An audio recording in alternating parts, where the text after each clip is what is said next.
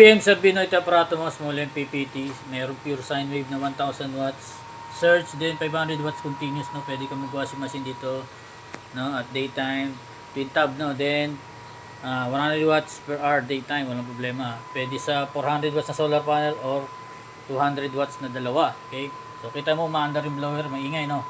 Dahil malakas ang harvest niya, 89, then nag-iinit. Ibig sabihin, kailangan niya magpalamig. So yung blower, auto yan, automatic, magbo-blow, mag-hindi. Then ito rin sa mismong blower ng MPP ng inverter, no, ay automatic din yan. Then yung relay, normal na mainit. Then low voltage disconnect mo dito, no, yan ay 11.5. Then reconnection niya is 13, no. Bakit naging 13? Dahil nakaset sa reconnect is 1.5 plus mo sa 11.5 na reconnection is 13. So pag may ganyang LED red, ibig sabihin naka-power yung inverter mo, no? Merong power yan. Pag nawala yung LED red, ibig sabihin na-reach mo yung 11.5 na disconnect, no? 11.5, kaya i-shutdown yung sarili niya at hindi nagagana. Hindi duli kinabukasan mag-charge after 13 volts ay magagamit mo na yung inverter.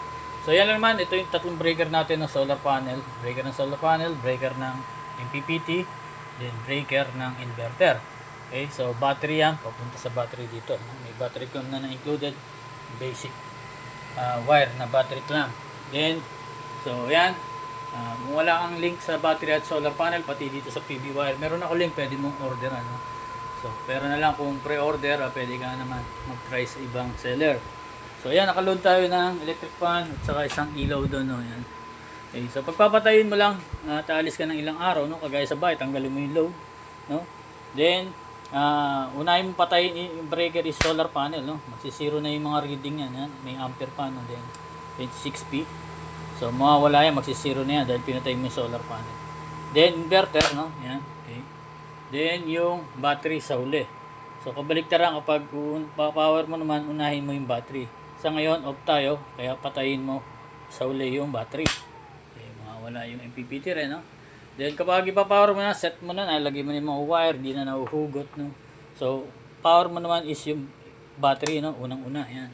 So mag-initialize yung MPPT natin, detect niya is 12 volts yung battery mo, no? Then solar panel, so sa ngayon 0 pa makikita mo dyan.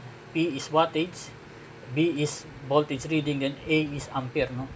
So power natin yung solar panel, so makikita mo ngayon ng reading dyan, 4 watts. So depende sa araw yung reading mo dyan, no? 5.6, so palakas na ng palakas yan. Okay, so yun, may motor na dumaan, no? Kala mo kung ano na. So ito yan, ito mismong inverter mo ay naka-power na yan pag pinower mo tong inverter. So power natin inverter, okay? So mataas ang reading kaya nag-reconnect agad. Then under na yung ilaw mo dyan, okay? Saka itong electric fan mo. So pwede naman tayong mag-chat o video call, Sir B, no? Salamat sa pagtitiwala. Sip na natin ito bukas, then balutin. God bless.